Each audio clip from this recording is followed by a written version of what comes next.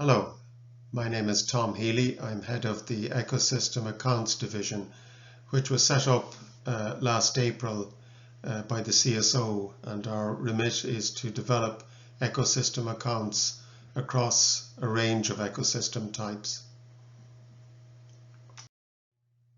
One of the advantages of locating ecosystem accounts in the CSO is that we're in a unique position to link data across a range of different spheres: social, economic, environmental. We're also in a position to contribute to a national conversation about classifications of ecosystem services, assets and types. For that end, we need to work very closely with ecologists, but also with other disciplines relevant to this area. And this is a point very strongly emphasized in the system of environmental accounts, specifically for ecosystem accounts, that it is going to involve cooperation across many different organizations and people. So what are our short-term objectives? We plan to publish a general introduction and overview of ecosystem accounting, along with our first module, which will be focused on peatlands. Peatlands as an ecosystem asset is a very important area, very topical. It covers a very large extent of land in Ireland.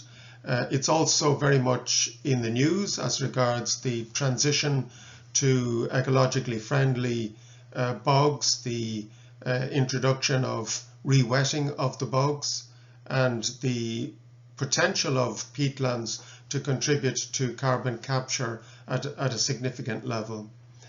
Later, we plan to publish a release on agricultural ecosystems and in particular the contribution of agriculture to the provision of biomass. Biodiversity is an extremely important topic, characteristic of ecosystems, and we, in the first instance, plan to publish a framework document to set the course for a set of biodiversity indicators in the medium term. Finally, during this year, we plan to publish an initial release on forest ecosystems, their contribution to provisioning and selected ecosystem services.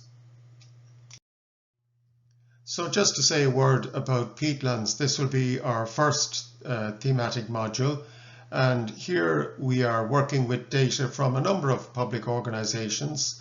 It's interesting to note that the condition of peatlands has become a really topical matter of public interest, and we are in a position to report some data on the quality of peatlands in different areas of the country. Obviously, this is a work in progress, and peatlands are a fascinating part of the Irish landscape, accounting for well over 15% of total land cover, and also with significant implications in the long run for carbon capture to reverse some of the damage to the environment. Then later we will be publishing data on agricultural ecosystems, and in this table is some example of the extent of croplands and grasslands, which together account for over 60% of total land cover in Ireland at this time. The data here are based on what's called Coreen land cover map for 2018.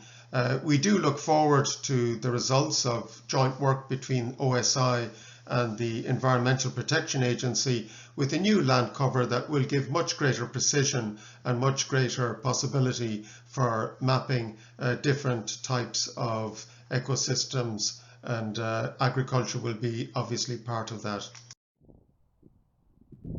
I have the good fortune to live within 5 kilometers of green and blue space, and I've used access to natural amenities such as these every day since the beginning of lockdown.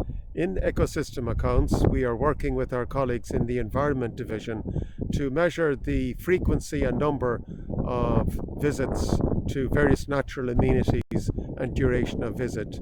This is one part of a very important aspect of ecosystem services, namely the enjoyment and the use that households make of ecosystem assets.